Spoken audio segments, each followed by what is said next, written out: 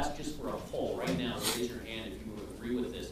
How many of you would endorse or publicly support a comprehensive reform bill in Congress that could simultaneously deal with border security and some form of path of citizenship? We won't get into details on how strict or what it is, but some form. Would you be willing to endorse a bill like that? Instead of border security only. Instead of border security only. Raise your hand. Raise your hand. 1, 2. All right, and isn't that well? Let me get to a couple of these questions because those do relate. And let's do this. We have 3 or 4 of the same question. I mean, maybe you could each answer in 1 sentence because if we have to boil this down, how do you define a secure border? Starting right here with Glenn, how would you define a secure border? There is I believe there is a federal definition. I'm not sure if it's, I don't know the precise term, but it certainly is, it's not 0 crossings, but it's somewhere certainly between where we are now, 0 and several 100,000. I mean, I don't think anyone can seriously say that right now the border is secure. You could say that we've certainly put more resources and there's been some progress made, but I'll just tell you, I mean, when you have bills hitting the state Senate floor and 24 hours before the administration is removing the National Guard, that's not exactly helpful to the cause. So the border is not secure. We need to make additional progress, and I put up on a slide. There's 4 or 5 different elements. It's not just border security. We do need a path to legal status. We do need to work on our I don't think we put into that equation. We do need workable visa programs, which we simply don't have right now. I think that was a run-on sentence, but I think you does anyone else want to offer a 1-sentence definition? So border security is security where no one comes into this country without our awareness, and there's no path to citizenship unless you come in legally. But isn't that unrealistic? No, I don't believe that it is. There's a secure border in Israel. We have, we can have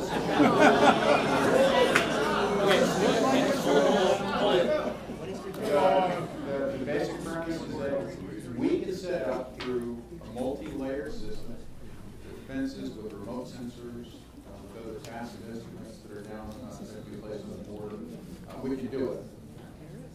I know, was it, let's see, Representative Jones, you mentioned that Yuma has 96% operational control. I know the Border Patrol has told us Yuma is a success story. What do you know how much Yuma takes up of the state border? Do you know roughly what percentage that might be of the entire state border? The Arizona-Mexico border is a little over 300 miles. The Yuma sector is a bit over 50 miles of that. Okay. And it includes the Barium-Goldwater Range along Interstate or Mexican Interstate 2, which is a major arterial connecting Baja California with Maine and Mexico, so it's very heavily trafficked. Yeah. The Yuma sector is secure. And I think you... it's 123 miles. 123 miles? Okay. Thank you. Mayor Craig. Okay, so perhaps about a third. Thank you, Mr. Mayor. But it is secure, and it's a demonstration that it can be secure. And I mean, like I mentioned, it's a cooperative effort amongst local business, local law enforcement, tribal law enforcement, and federal government at all levels, working together, including state law enforcement. And they've got a great model, and it works. They also have a thing called Operation Streamline, which when you are, if a person is apprehended that is thought to be illegal, they do process them through there. And if they are in fact illegal, every single person that's apprehended is legally deported or dealt with. And so that becomes a huge disincentive to cross illegally. But I also mentioned that we're talking about a couple of 100,000 a year that cross illegally, but we're not talking about the 25 to 30 million that cross legally every year. But by far the greater majority. So idea of having legal crossing of Mexicans in the United States, we have it and it works just fine with some exceptions. And when you talk about immigration reform. No one really defines immigration reform for me, because one group says, you know, immigration reform to me, in reference to the Reverend here, immigration reform is you're all citizens. Or to someone else, it's something else. Now, legal status, having a legal status is a different thing than a legal pathway to citizenship. And so we get our arms around what we're talking about. It's very difficult to have this discussion. It's very difficult to raise your hand. I certainly agree that we have to amend and change our law so that legal status can be achieved. And in doing that, people will either self-deport themselves and apply for and get legal status, or even while they're here, achieve legal status, but it doesn't necessarily. We do have a pathway to legal immigration. And if you look at the statistics, it's huge. More than 20% of all of the immigrants in the United States are Mexican through the legal process, and it has been loosened up. The backlogs have been eliminated, and it is working much better. No, by and large, it is working much better than it has historically. The backlogs used to be 12 and 15 years.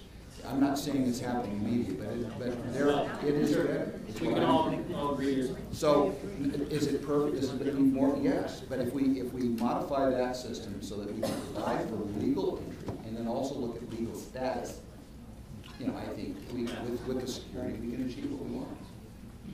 Another quick poll, and someone can give a comment if you'd like. But with what you said, how many of you would support the DREAM Act in terms of, you talked about the need for higher skilled workers, and how many would support it? It depends what it says. The most recent version of the DREAM Act? Okay. I think they took it to people.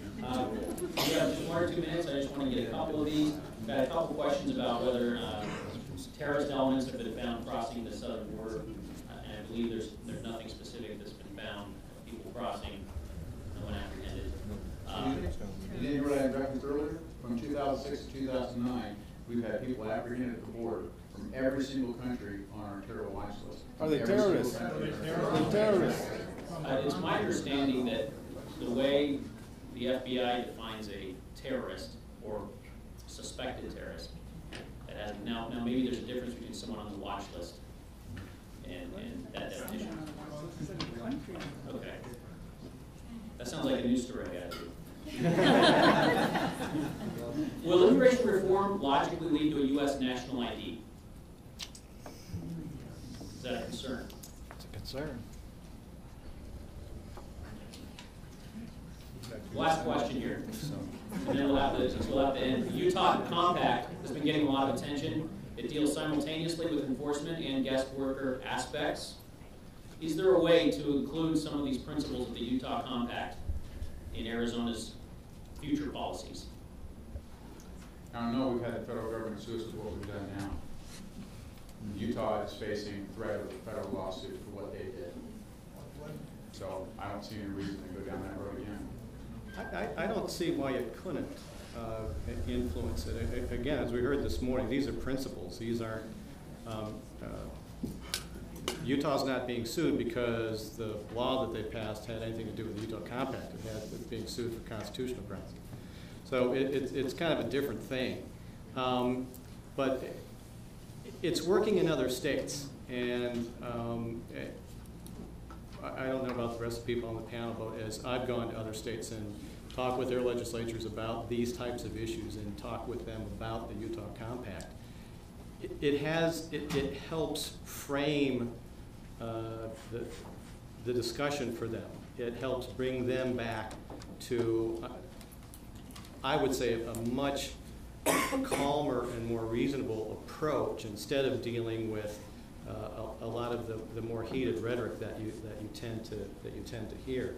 I think that's significant. Yeah. Okay. Good. Thank you so much. One sentence. Well, Go ahead. Yeah, I do, because we haven't really touched on this. Employer sanctions. Someone mentioned about the need to go after employers that hire people illegally. The employers aren't the bad guys. almost all of your employers go, I use E-Verify. Your business sector are the bad guys. What you have are cases of what's unlawful employment. About 10% of the Arizona economy is underground, in kind, in cash. There's employers who pay no workman's comp, no FICA, they don't pay for any benefits. That is unlawful. And I think there's unanimity when we say that's the population we should go after. Those are the bad guys.